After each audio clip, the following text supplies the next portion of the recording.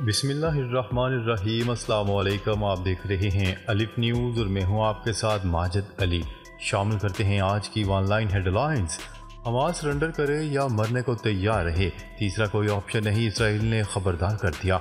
Israeli वज़ीर दिफा ने धमकी देते हुए कहा है कि हमास या तो गैर मशरूत तौर पर हथियार डाले या मरने के लिए तैयार रहें, क्योंकि इनके पास अब कोई तीसरा ऑप्शन नहीं बचा है। आलमी खबरसार इदारे की रिपोर्ट के मुताबिक इसराइल ने गजा पर मुसलसल बमबारी का सिलसिला जारी रखा हुआ है। इन सफाकाना हमलों में बच्चों और ख़वातीन की बेरहमाना मौत पर भी इसराइल बाज नहीं आ रहा। इसराइली वज़ीर आज़म ने अपनी धमकी में कहा कि हमास के पास अब सिर्फ दो ही ऑप्शन बचे हैं, या तो मशरूत तौर पर हथियार डाल दे या फिर मरने के लिए तैयार रहे। अमरीकी सदर का पहली बार गजा में जंग को आर्जी तौर पर रोकने का मुतालबा। अमरीकी सदर जो बाइडेन ने पहली बार गजा में इसराइली जारहियत को रोकने का मुतालबा कर दिया। एक तकरीब से खिताब के दौरान अमरीकी सदर का कहना था कि इंसानी हमदर्दी की बुनियाद पर इसराइल को गजा में अपनी जंग को आर्जी तौर पर रोकना चाहिए। तकरीब के दौरान एक फ़र्द की जानिब से गजा में फौरी जंगबंदी का मुतालबा किए जाने पर उन्होंने कहा कि मेरे ख्याल में जंग में आर्जी वक्फे की ज़रूरत है। अमरीकी सदर ने हमास की कैद में मौजूद इसराइली अफराद का हवाला दिया था, जबकि वो इस वक्फे के दौरान गजा में मौजूद तमाम अमरीकी शहरियों का इनकलाब भी चाहते हैं। मुस्लिम ममालिक इसराइल से तेल समेत तमाम तजारत रोक दें। ईरान के सुप्रीम लीडर आयतुल्ला खामनाई ने मुस्लिम ममालिक पर इसराइल से तजारत रोकने पर जोर दिया। ईरानी सुप्रीम लीडर आयतुल्ला खामनाई ने तेहरान में तलबा के इज्तिमा से खिताब में कहा कि मुसलमान मुल्कों को खूनी मुल्क के साथ इक्तिसादी ताउन नहीं करना चाहिए और तेल और खुराक की बरामदात रोक देनी चाहिए। ईरानी सुप्रीम लीडर ने बरतानिया, फ्रांस और अमेरिका पर तनकीद करते हुए कहा कि ये ममालिक फ़लस्तीन के ख़िलाफ़ खड़े हैं। ये सिर्फ इसराइली हुकूमत की बात नहीं, मुस्लिम ममालिक को भी सोचना चाहिए कि गजा में शहरी आबादी पर बम कौन बरसा रहा है।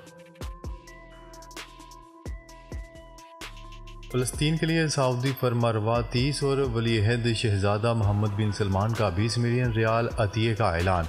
खादम हरमैन शरीफैन शाह सलमान बिन अब्दुल अजीज़ ने फ़लस्तीन के लिए 30 मिलियन जबकि वलीअहद मोहम्मद बिन सलमान ने 20 मिलियन रियाल अतिये का ऐलान कर दिया। सऊदी मीडिया की रिपोर्ट के मुताबिक खादम हरमैन शरीफैन शाह सलमान बिन अब्दुल अजीज़ और वलीअहद ने जंगज़दा फ़लस्तीन के अवाम के लिए चंदा मुहिम का आगाज़ कर दिया और सबसे पहले मजमूई तौर पर 50 मिलियन रियाल चंदा जमा कराया। एंथनी ब्लिंकन तुर्किया और उर्दन का दौरा करेंगे। अमरीकी वज़ीर ख़ारजा एंथनी ब्लिंकन इसराइल की गजा पर जारी बमबारी के बायस खित्ते में बढ़ते रद्द-ए-अमल को रोकने के लिए एतवार के रोज़ तुर्किया पहुंचेंगे। वो 5 नवंबर को तुर्किया की दारुल हुकूमत में आला हुकूमती ओहदेदारान के साथ मशरिक़ वस्ता की सूरत हाल पर तबादला ख्याल करेंगे। इम्कान है कि इनके इस दौरे में हौसियों के हालिया रॉकेट हमलों के अलावा शाम में ईरानी हमायत याफ्ता ग्रुपों की मौजूदगी भी ज़ेर बहस आएगी। सऊदी अरब अब भी इसराइल से मामूल के ताल्लुकात चाहता है। अमेरिका ने बड़ा बयान जारी कर दिया।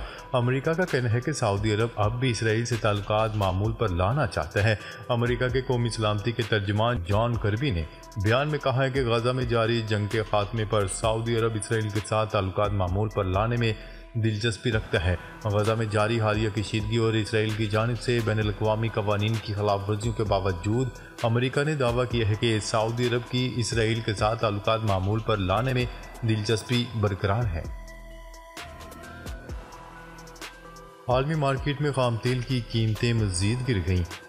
अमरीकी खाम तेल $80 फी बैरल के करीब तक गिर गया। खाम तेल 55 सेंट्स कमी से $80.45 फी बैरल पर ट्रेड हो रहा है, जबकि लंदन वेरिएंट ऑयल 35 सेंट कमी के साथ $84.70 से नीचे आ गया।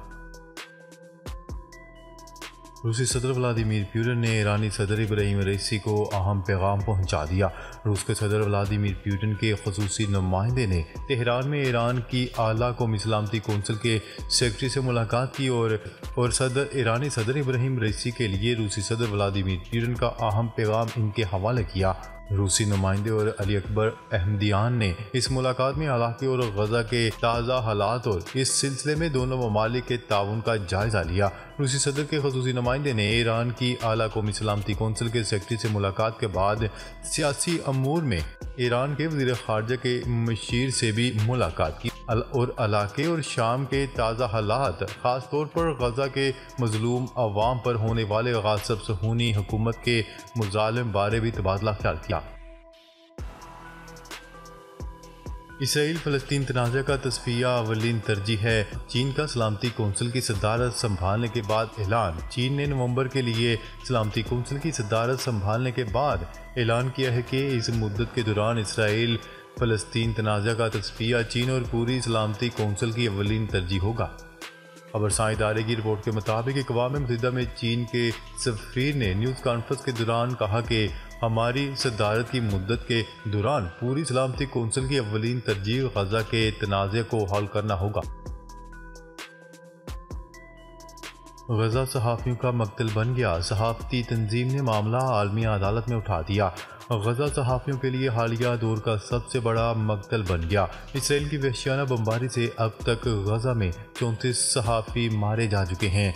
रवां बरस जनवरी से अब तक दुनिया भर में मारे जाने वाले सहाफ़ियों की तादाद 37 हो गई।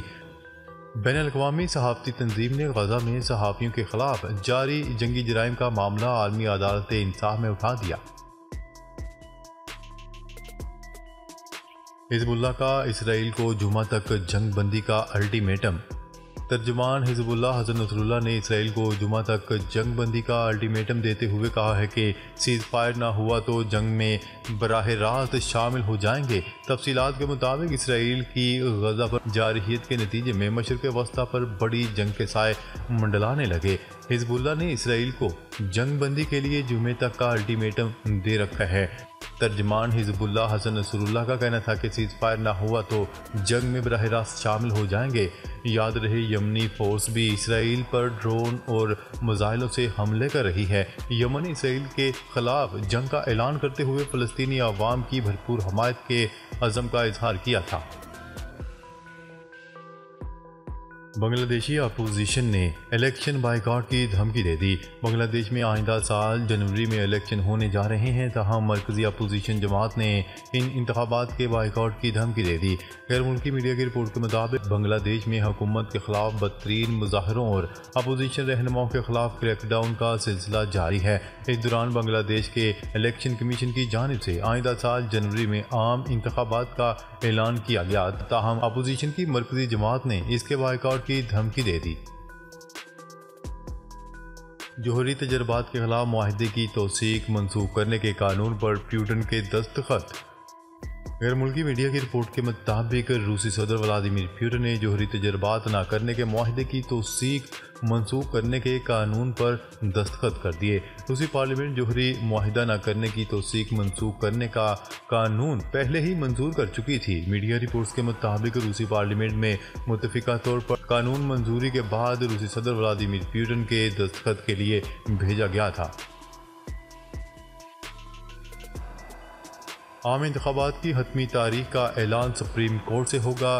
चीफ जस्टिस 90 रोज़ में इंतखाबात केस की समाअत के हुक्मनामे पर चीफ जस्टिस काजी फायज़ ईसा का कहना था कि आम इंतखाबात की हतमी तारीख का ऐलान सुप्रीम कोर्ट से होगा। अदालती हुक्मनामे के मुताबिक इलेक्शन कमीशन सदर मुमलिकत से मुलाकात करे और आज अदालत को आगाह करे, जबकि सदर मुमलिकत और इलेक्शन कमीशन मुशावरत करके दस्तावेज़ात अदालत में पेश करें। हुक्मनामे के मुताबिक इलेक्शन कमीशन सदर मुमलिकत से मुलाकात करे और दोनों मिलकर हतमी तारीख का तयन करें। हम ये नहीं कह रहे कि कौन तारीख देगा। भारत के खिलाफ अमरीकी सेनेट में करारदाद पेश। भारत में मजहबी और सियासी जबर के खिलाफ अमरीकी सेनेट में करारदाद पेश कर दी गई। गैर मुल्की खबरसार एजेंसी की रिपोर्ट के मुताबिक भारत के खिलाफ अमरीकी सेनेट में करारदाद सेनेटर टैमी बॉर्डन ने पेश की। करारदाद के मतन में कहा गया कि भारत में मजहब की बुनियाद पर इम्तियाजी पॉलिसियों का मामला उठाया जाए। मतन के मुताबिक भारत में पुरअमन मुजाहरों पर तशद्दुद के खात्मे के लिए भारतीय हुकूमत से बात की जाए, क्योंकि मजहबी आज़ादी बुनियादी हक है और खिलाफ वर्जी पर अमेरिका को खड़ा होना और बोलना चाहिए। डॉलर की ऊंची उड़ान का सिलसिला जारी होने के बायस रुपए की कीमत में मजीद कमी। जुमेरात को कारोबार के आगाज पर इंटरबैंक में डॉलर 85 पैसे महंगा हो गया, जिसके बाद डॉलर की नई कीमत 283 रुपए 50 पैसे हो गई, जबकि ओपन मार्केट में भी डॉलर 1 रुपए महंगा होकर 284 रुपए का हो गया। इंडोनेशिया में 6.1 शिद्दत का ज़लज़ला, इमारतों का मलबा गिरने पर लोगों ने घर खाली कर दिए। ज़लज़ले के झटके कोपांग शहर और दीगर इलाकों में महसूस किए गए। कोपांग शहर में कई इमारतों का मलबा गिरने के बायस लोगों ने घर खाली कर दिए। अमेरिकी जियोलॉजिकल सर्वे के मुताबिक तैमूर जजीरे के मगरिब में ज़लज़ले की गहराई 36.1 किलोमीटर थी। ज़लज़ले के बाद कम शिद्दत के आफ्टर शॉक्स भी महसूस किए गए। मकामी हुकाम के मुताबिक ज़लज़ले से सुनामी का कोई खदशा नहीं। मोदी का भारत मंशियात का आलमी गढ़ है, वर्ल्ड ड्रग रिपोर्ट सामने आ गई। एक आलमी अदारे की रिपोर्ट में इंकशाफ किया गया है कि भारत मंशियात स्मगलिंग और अफ्यून के इस्तेमाल की सबसे बड़ी एशियाई मंडी है, जबकि मंशियात स्मगलिंग में भारतीय वज़ीर आज़म नरेंद्र मोदी का कार खास गौतम अडानी भी मुलव्वस पाया गया।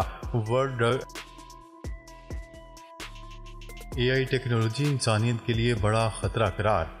टेस्ला, स्पेस एक्स और एक्स के मालिक एलोन मस्क ने दुनिया को खबरदार किया है कि आर्टिफिशियल इंटेलिजेंस टेक्नोलॉजी इंसानियत के खात्मे का बायस बन सकती है। उन्होंने ये बात दुनिया की पहली AI सेफ्टी कॉन्फ्रेंस के दौरान अपने खिताब में कही, जिसमें उन्होंने कहा है कि ये टेक्नोलॉजी इंसानियत के वजूद के लिए खतरा है, क्योंकि तारीख में पहली बार इंसानों का सामना खुद से ज़्यादा ज़हीन हरीफ से होगा।